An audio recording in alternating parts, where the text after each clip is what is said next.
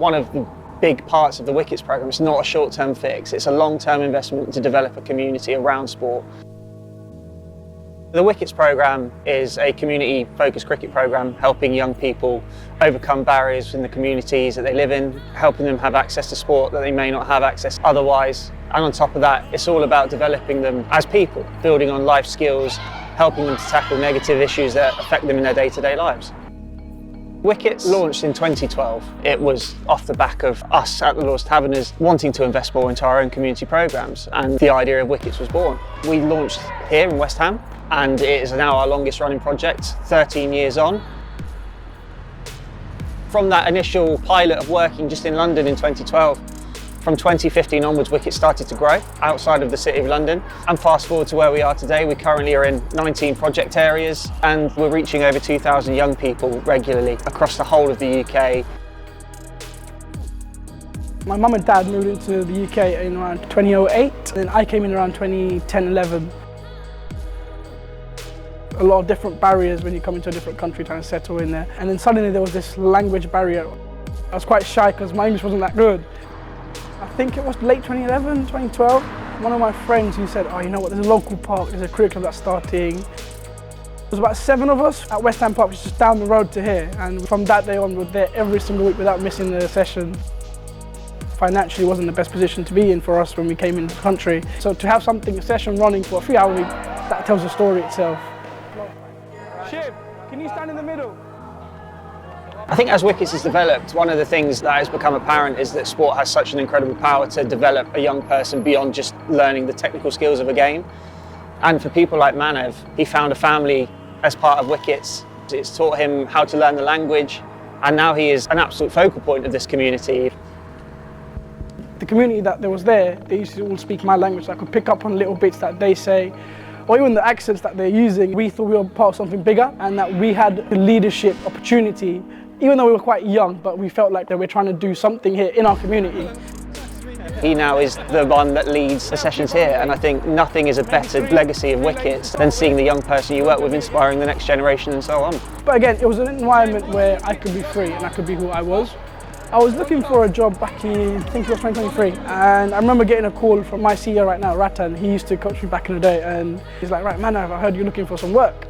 And I'm like, yes, Ratan, how did you hear about that? He's like, don't worry about that, just come into the office, let's have a quick chat. It was an internship program from the Jack Petchey, which they funded the entire salary for a year for me to be an intern as a coach, learning bits and bobs about coaching, picking up on little things that we can help improve with the young people, not just in sport, but also just to help them in regular life. We try and get batter to nick off, but you're just having a chat with them, like, how's your day going, how's your week been? I think that's something that the young people today don't get as much as they did previously. So my first involvement with Wicketz as a development officer, I remember meeting Manav as a young lad on one of our residentials, and we kind of had this full circle moment last year where at one of our other residentials he was now bringing a group of young people and having those conversations with them that we were having with him 10 years before.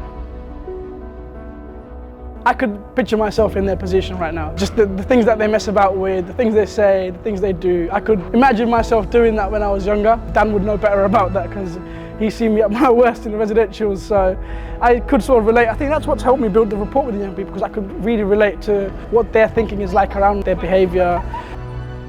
Young people and the youth today, if they're not taken care of, it could sort of go downside.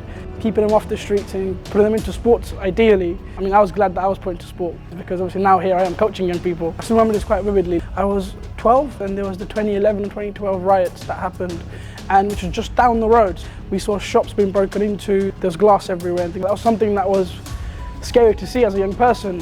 And just seeing young people gathering and doing things that they're not meant to do. So to have a club where, you know, you're like, I can go there and be free of worries of something might happen, where I've got trusted coaches that are there every week, and just making a good relationship with everyone there.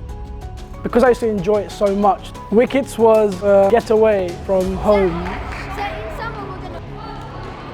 Now as a coach, I could see how that benefits young people now, because again, the opportunities I think have become less. So to have something like Wicketz running, the workshops that we're doing, those little things really have a massive impact on the young people today. It's vital that youth voice is at the heart of everything that we do. We can't run a programme for young people if we don't listen to them about what they want, what they need, and how we can help them prosper. As we move forward, we want this to become an even bigger focal point of all of our programmes. What we're seeing more and more now is those young people coming through the programme as participants. They are now leaders in their own community. They, in some cases, are becoming qualified to coach, to help the next generation of young people. Or if their journey stops with us at Wicketz, it might be that through the experiences they've gained with us, it's helped them go into further employment. Get those knees higher. Get those knees higher. It makes me incredibly proud of the legacy that we're leaving in these communities. It drives you to be doing as much as you can to try and find more Manavs and other examples like him. You know, they're the next ones. They're the ones that are going to take this forward and develop it over the next 10, 20, 30 years. I want to help young people, how I was helped when I was younger. In this sort of an area, it's difficult to find. It's a family away from family. What's that? Even now as a coach, I think this is somewhere I really like to come to share my ideas, to help the young people that are around, because obviously I've been in their space, I've been through what they're probably going through and the families are going through. So any way I could possibly help, yeah, just be an opportunity for me to do well with these guys. At the end of the day, as long as they enjoy and they're part of something, that's the best thing for young people today.